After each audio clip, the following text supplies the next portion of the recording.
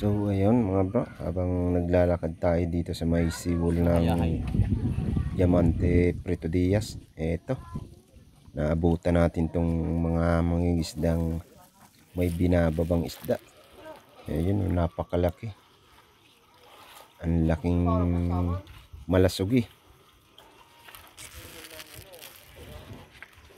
Nag-iisa lang daw yung nahuli nila.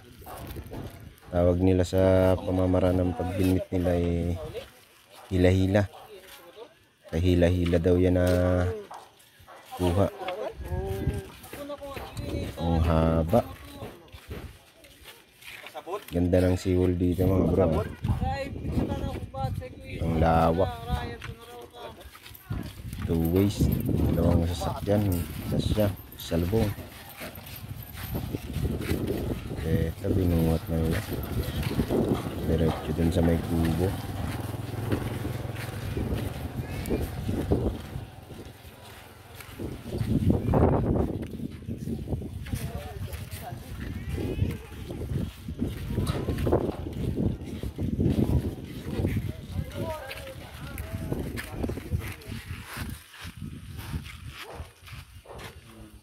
Di ba?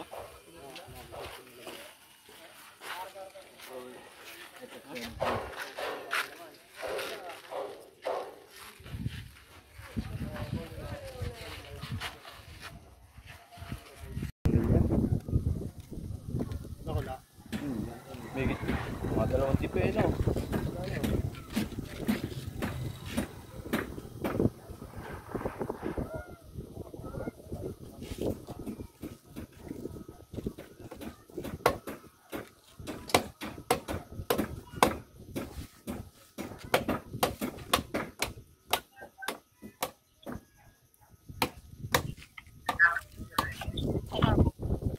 Mami, gusto mong isda?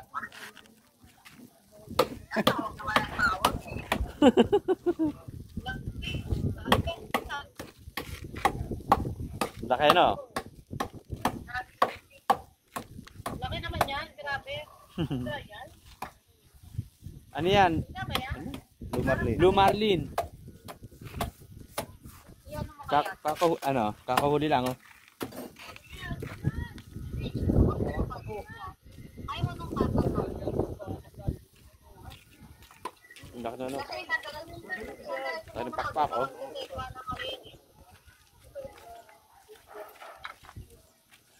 Pagamitin yung gilid niya pang ano. Ang laki naman yan, dude. Blue Marlin. Ano yan? Blue Marlin. Ang laki. Ano yan? Huli niyo lang, dude? Oh, nahuli namin. Okay, ano, kinakatayo. Iihaw namin. Iihaw namin niya mamaya, pulutan. Dito si Oji, oh. Bakit? Ba't nagpunta dyan?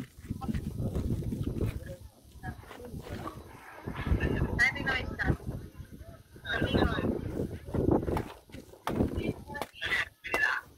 Ewan ko dyan, kung huli nila yan o ano. Nahuli namin.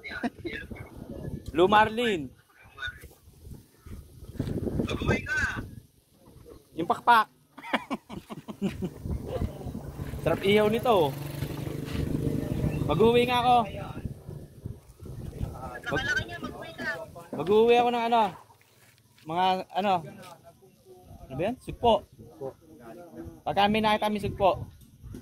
Tsaka ano. Crabs.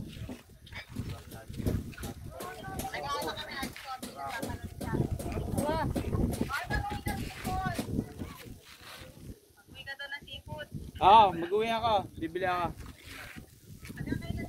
Oo. Ito yan. Oo. Gusto din yung ano eh, yung pinakanguso niya eh. Oh. Pagtusok. Nga ba ito? May 6 feet to. Baka nga 8 feet yun eh. Ano, sumisit ka na rin doon. Oo. Ang dami na uling isda niyan.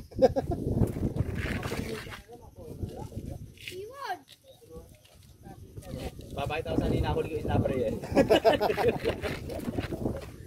Pero kung kanina umaga tayo nakapunta rito friend. Yung mga kuha natin. Wala, kinuha na ng tatay ni Sam eh. Parang ano na lang yun, yung mga tira-tirang ano. Sige. ano, alis kami. Bye-bye, bye-bye.